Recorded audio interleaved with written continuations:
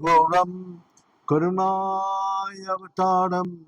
संसारसारम भुजगेन्द्रहारम सदा विषमतं हृदयारविन्दे भवं भवानी श्वेतं नमामि तमेव माता च पिता तमेव बन्धो च सखा तमेव विद्यार्दविनं तमेव सर्वं मम देवदेव ॐ पूर्णमिदं पूर्णात् पूर्णमुदच्यते पूर्णस्य पूर्णमादाय पूर्णमेवावशिष्यते ॐ शान्ति शान्ति शान्तिः नारायण हरि ओम् नारायण हरि ओम् शिव शिव हर हर शिव शिव हर हर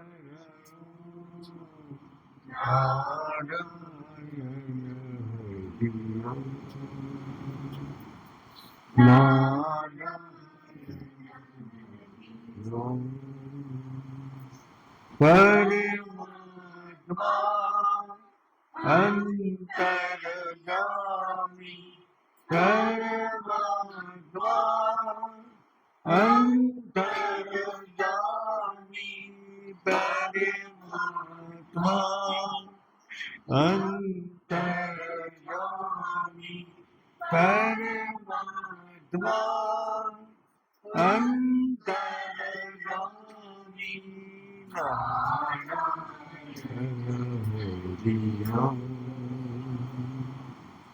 नारायण हरि ओम शिव शिव हर हर शिव शिव हर हर दो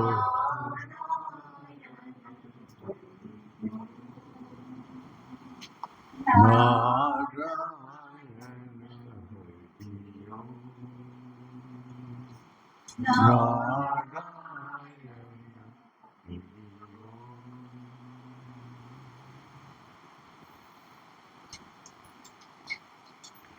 परमात्मा का भजन करने के लिए हम लोग का किताब में पढ़ते हैं, अपना भगवान का कथा सुनते हैं, देखता भी हूँ, लेकिन भगवान क्या चीज है ये महसूस नहीं कर पाता। पढ़ने से, सुनने से, देखने से। कहाँ देखता हूँ? मंदिर में देखता हूँ, तिरुपति बालाजी का लाखों आदमी आदि का भीड़, लेकिन वहां जाते हैं क्या दर्शन करने? किस लिए जाते हैं? क्या हमारा मनोकामना पूरी है? भगवान को पाने के लिए तो नहीं जाते। हमने जो देखा है वैष्णो माता जी लाखों करोड़ों आदमी जाते, लेकिन सभी अपना संकल्प लेके जाते। हमारा अंदर जो कष्ट है, दुख है, तकलीफ है, वो कष्ट मिटाने के लिए हम लोग जाते। तो वहां भी जाके जो देखते हैं अपना लालच की दृष्टि से, तो हम अपना अर्जी बताते हैं। लेकिन सबसे बड़ा इंटरेस्टिंग बात यह है, जब हम मंदिर में जाते हैं, माता से हाथ जोड़ते हैं, प्रार्थना करते हैं, आँख बंद करके, हर आदमी जो करते हैं, अगर आपसे मैं बात कर रहा हूँ तो आँख खोल के तो बात करूँगा, लेकिन वहाँ हम लोग क्या करते हैं? जब जो भी प्रार्थना है, संकल्प है, जो दुख कष्ट है, माता से अपना बालाजी से प्रार्थना करता हूँ तो आंख बंद कर। इसका अर्थ क्या है? तो सामने जो दिखाई दे रहे वो दिखाई नहीं दे, वो असली रूप तो अपने अंदर है। इसीलिए हम वो जो मुक्ति का है वो चिन्मय मुक्ति बताते हैं। जो भी अपना संसार में जो मुक्ति को बताया वो चिन्मय मुक्ति, जिसको देखने से माता का भक्ति जागृत होता है, वहां जाके तिरुपति बालाजी का अपना। लेकिन हम लोग क्या करते, जो हम जाते हैं तो जाके हमने अगर कुछ नहीं मिलता है तो हमारा क्या होता है, विश्वास कमी होता है, विश्वास में कमी होता है। अगर मिलता है तो विश्वास बढ़ते हैं। तो अभी क्या हुआ, जैसा जैसा बच्चा में जब पढ़ते हैं भगवान में पास हो जाओ, अच्छा नंबर, अब पास हो गया तो और भक्ति बढ़ गया। भक्ति बढ़ने के बाद अब उसको वो बोलते हैं कि बस मेरा को ये पढ़ाई हो जाए, वो पढ़ाई हो गया। अब नौकरी के लिए ढूंढ रहा है, नौकरी अपना मिल गया। नौकरी मिलने के बाद वो नौकरी उसको अच्छा नहीं लगा। जो जहाँ काम करते हैं कोई नहीं बोलेगा कि मैं ये नौकरी मेरे को अच्छा लग रहा है, लेकिन वो काम तो उसको करना ही पड़ेगा। किस लिए? या हम अपना जीवन को चालना करने के लिए, जीवन को संचालन करने के लिए हमको कमाना पड़ेगा। अब वो खुश हो और ना हो। अब क्या हुआ है गुरु जी के पास, गुरु जी हमारा वो वो जगह हमको अच्छा नहीं लग रहा, हमको वहां से बदली कर। गुरु जी बोल रहे देखो भाई, भगवान जो करते हैं अच्छे के लिए करते हैं, तो अपना इच्छा मत रखो और दुखी हो जाओ बस। नहीं गुरु जी हम बहुत परेशान हूँ, पति हूँ। बोले इंतजार करो, भगवान जो करते हैं वो अच्छे के लिए करते हैं। अब उसका इंतजार ही नहीं हो रहा, तो चलो गुरु जी का वहां से उसका बदली हो गया। गुरु जी आपका दया से, आपको कृपा से हमको बदली हो गई, खुश। बस 6-7 महीना बोल बात आगे बोल रहा है, गुरु जी पहले जो था वह ठीक था, अभी जहाँ गया और भी ज्यादा परेशान। हम तो सोचे वहां जाने से हमको बढ़िया होगा। हाँ? तो हमारा ये जो इच्छा जो है, इच्छा को जब तक हम भगवान को पर नहीं छोड़ पाएंगे तो हमारा जीवन का शांति सुख नहीं है। तो इच्छा कैसे छोड़ूंगा? जैसा हम तो मंदिर में जाता हूँ तो वो बोल के आता हूँ, लेकिन जब नहीं मिलता है तो हमको विश्वास घटते हैं। तो विश्वास कहाँ बढ़ेगा? जब इच्छा को त्याग कर। ये इच्छा को जब त्याग करेगा, जो मिलता है उसी में वो खुश है। इसी प्रकार हम लोग जब आश्रम में गया तो हम लोग को देख के सब आसपास वाला बोलते हैं, जो अरे स्वामी जी आप लोग क्या इससे छोटे लोगों ने भिखारी का बेच ले लिया। मैंने वो अंदर हमको बाहर से देख रहे भिखारी का बेच, कपड़ा नहीं है, ये नहीं है, अच्छे से रहना खाना कुछ भी नहीं है, तो भिखारी का बेच ही तो सोचे। लेकिन उसमें अपार शांति अंदर है, अपार आनंद है, अपार सुख से हम रह रहे हैं, वो उसको दिखाई नहीं देता। तो उसको दिखाई दे रहे कि बाहर का बेस, बाहर का आचार विचार, वही देख के वो सोचता है ये भिखारी है ना? लेकिन वो भिखारी के अंदर क्या है वो नहीं दिखाई देते, वो अपार शांति सुख आनंद। ये तो हम लोग अपने जिंदगी में अनुभव किया, ये तो दूसरा को बात नहीं है। हम लोग कितना आनंद में रहता हूँ, ये खाने का चिंता ना, रहने का चिंता ना, कुछ पीने का चिंता, जो मिल गया उसी में खुश। मतलब इच्छा ही नहीं है तो फिर क्या होगा, जो मिला वही ठीक है, उसी में खुशी मानता था। लेकिन वो बाहर से हम लोग बहुत कुछ मिला है, लेकिन अंदर हमारा मन एकदम बहुत ही विकारग्रस्त है, विषाद में भरा हुआ, अशांति, दुख, कष्ट से भरा हुआ है। लेकिन बाहर जो है बहुत सजा गुजा के रखे हैं, अच्छी गाड़ी से चलते हैं, अच्छी गाड़ी में रहते हैं, लेकिन अंदर जल के राख हो गए, हैं? कष्ट में, दुख में, तकलीफ में।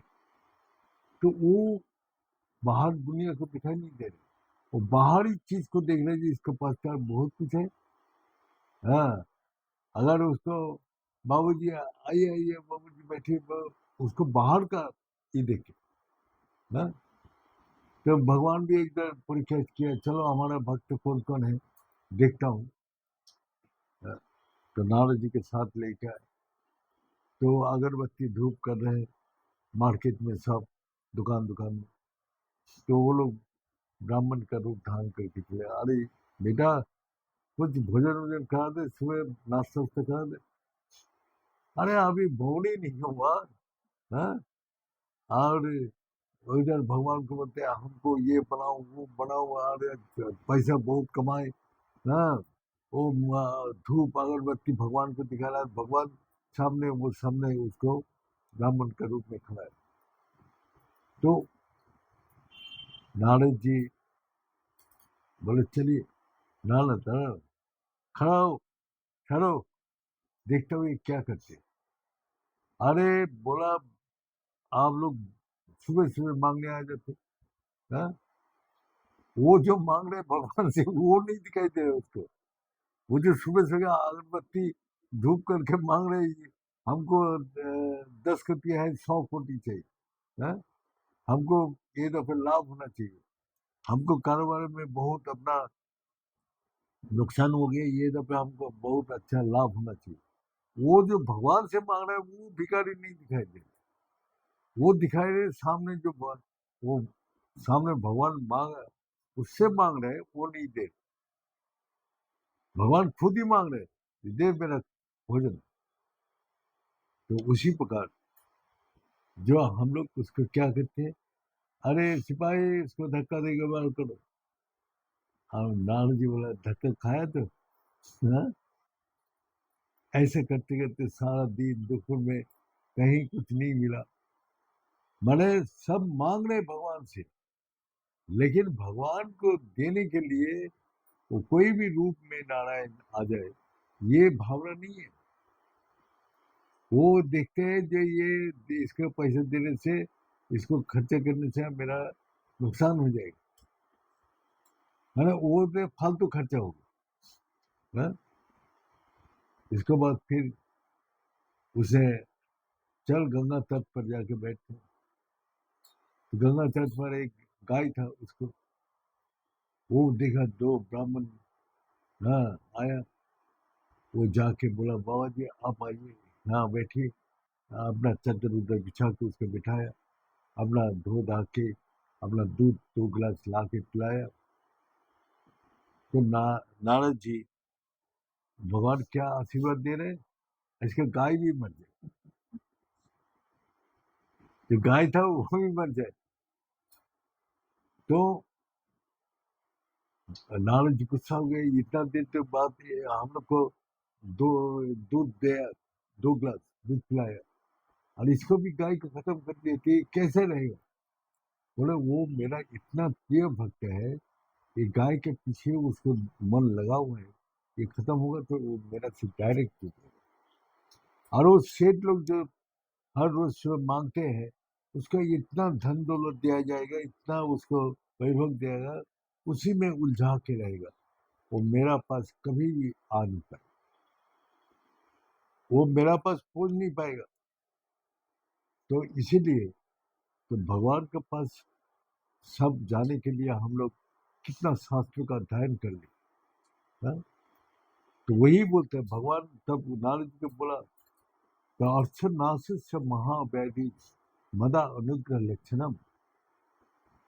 नारद जी को बोल रहे कि मेरा मेरा जिसके ऊपर आशीर्वाद देता हूँ तो उसको अर्थनाश कर देते, और महाव्याधि मदा अनुग्रह लक्षणम, उसके कष्ट में, अभाव में वो पिघलते हुए से भगवान की याद करिए, हे प्रभु तुम हमको ये करो, हमको रक्षा करो, हमको परित्राण करो।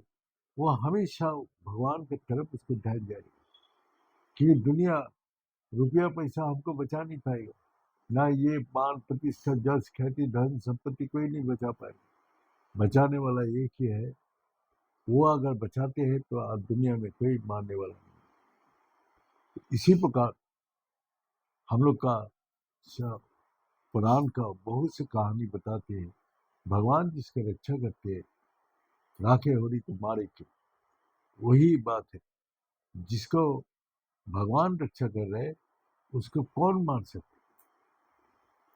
तो इसी कारण से गुरु जी हम लोग को बोला, देखो तुम इस संसार में विचरण कर रहे, सिर्फ तुम्हारा हृदय में जब आंख बंद करके जैसे प्रणाम करते हैं, तुम्हारा अंदर कोई सदा सर्वदा निरंतर तुम्हारा साथ वही जुड़ा हुआ है, एक एक सांस का साथ वो तुम्हारा साथ जुड़ा हुआ है, बस उसी का साथ तुम निरंतर लगा रहे हो। कैसे लगा रहे? तो बोलते ही जो वो तो तुम्हारा जा रहे, ऊपर जा रहे अपना आप ही, नीचे तो अपना आप ही आएंगे, लेकिन ऊपर जो जाते हैं उसका साथ ही सारी शक्ति है। तो, तो ये सब ब्रह्म स्थिति, ये स्थिति तुम यहाँ रखना पड़ेगा। जब स्थिर होगा तो ये ऊर्ध्वगामी होने लग जाएगा।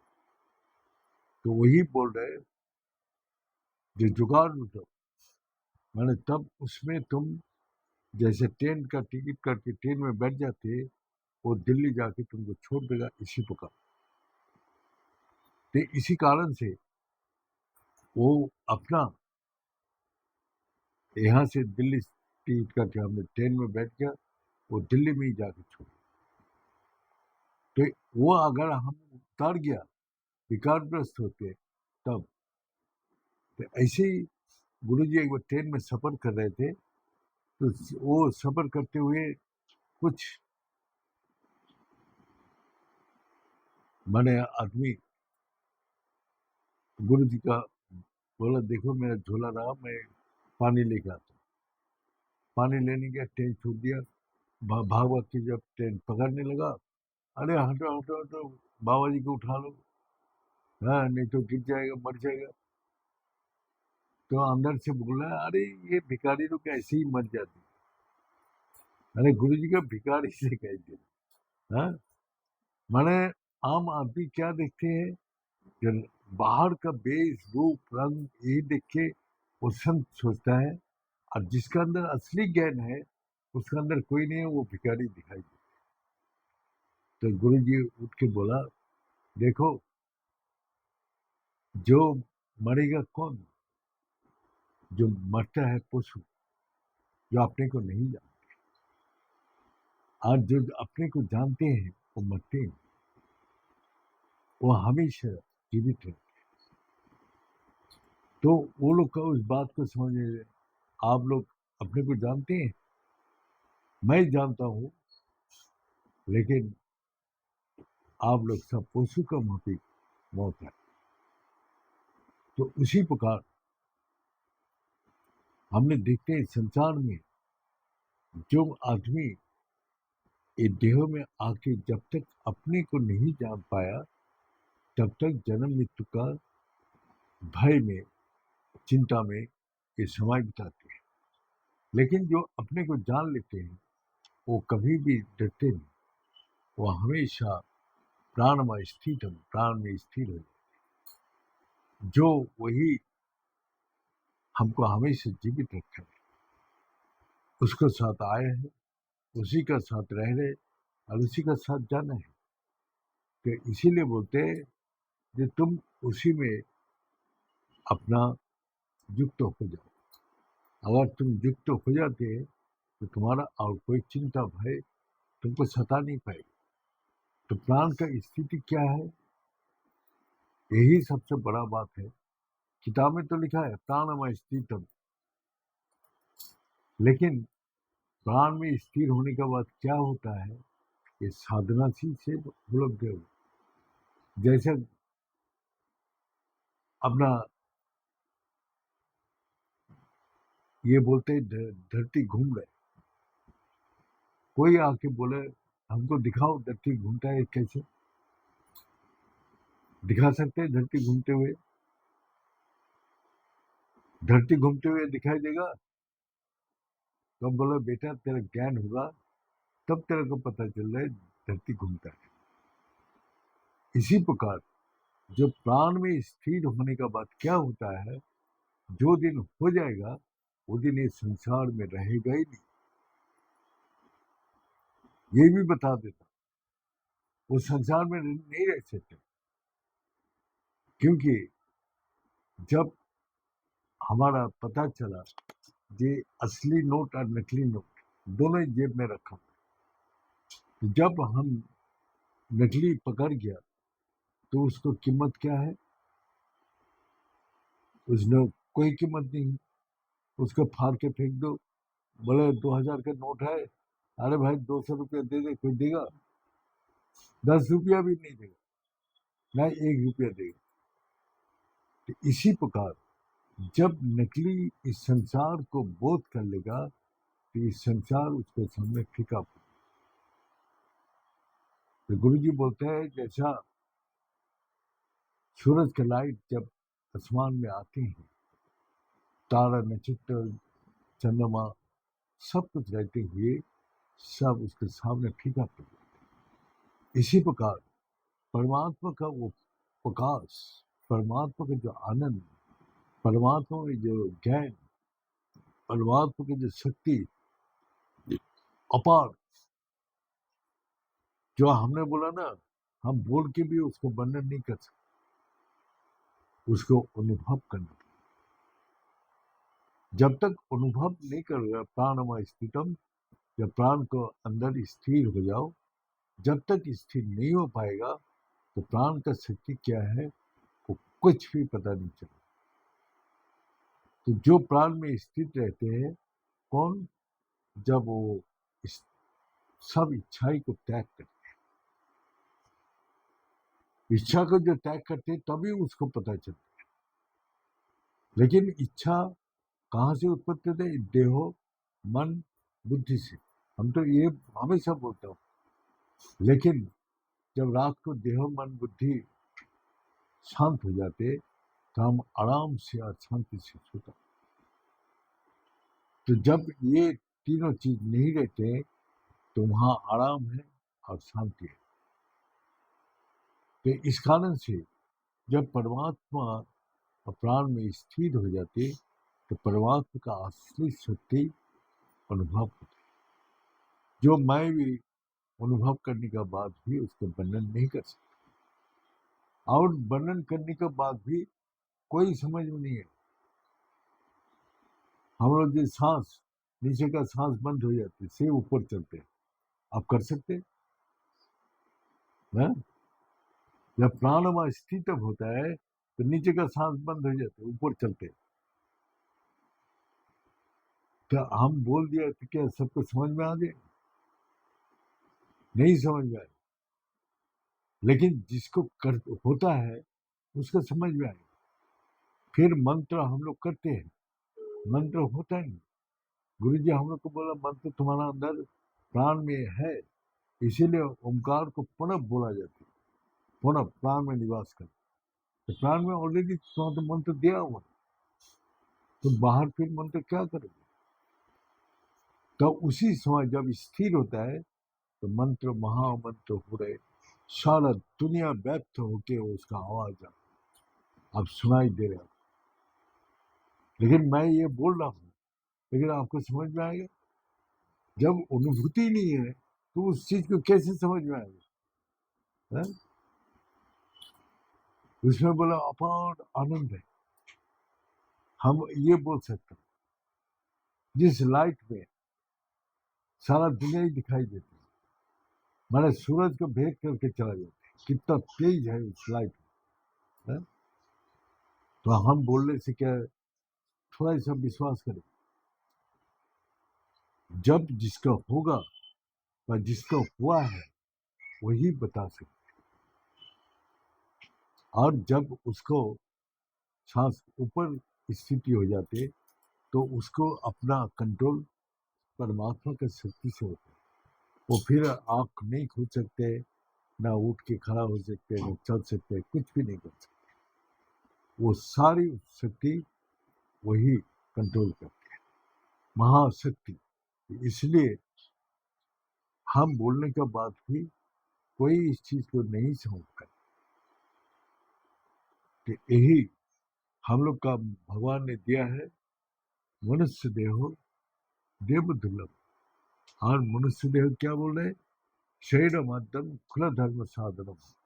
इस शरीर का माध्यम से धर्म को, सच को जान सकते, और कोई जगह नहीं है जो हम सच को जान सकते। तो इसीलिए हम कितना भी बोलते जाओ, भाषण सुनते जाओ, अपना, इसीलिए बोला है जो तुम सत्संग कब तक सुनोगे? जब विचार उत्पन्न हो। जब सत्संग सुनोगे तो विचार जब तक नहीं उत्पत्ति होता है अपना अंदर, तब तक सत्संग सुनो।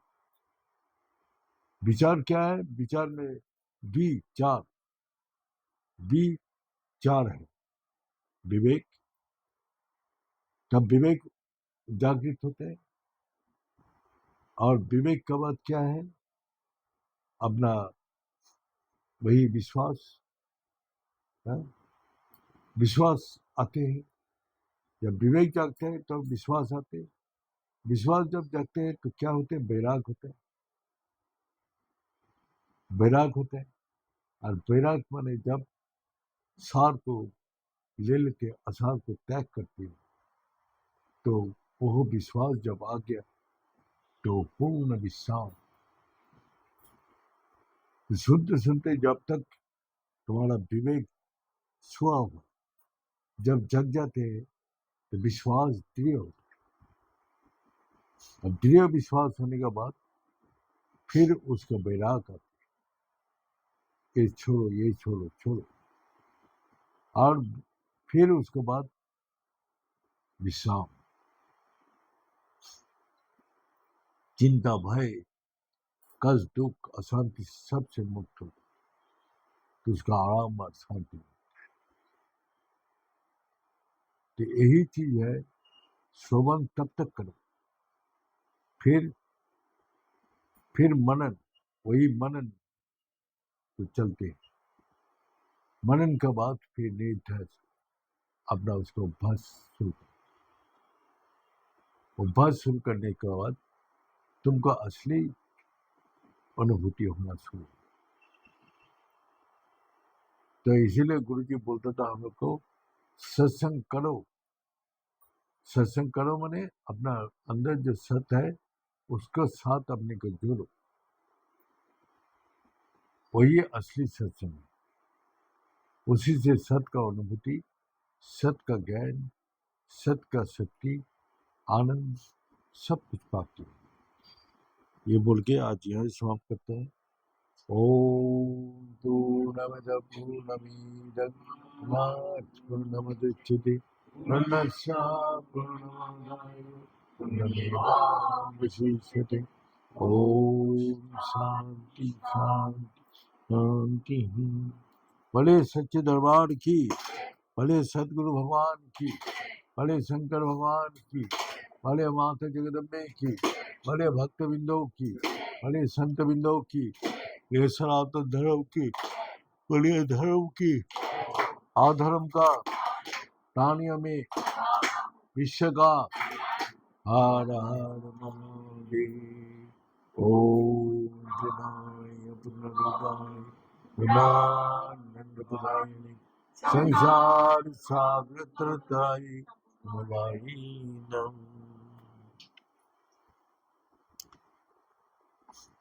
आजकल तो भगवान का जगह मंदिर में नहीं, अभी अलमारी में हो गया, अलमारी में, ये किसी को दिखाई ना दे।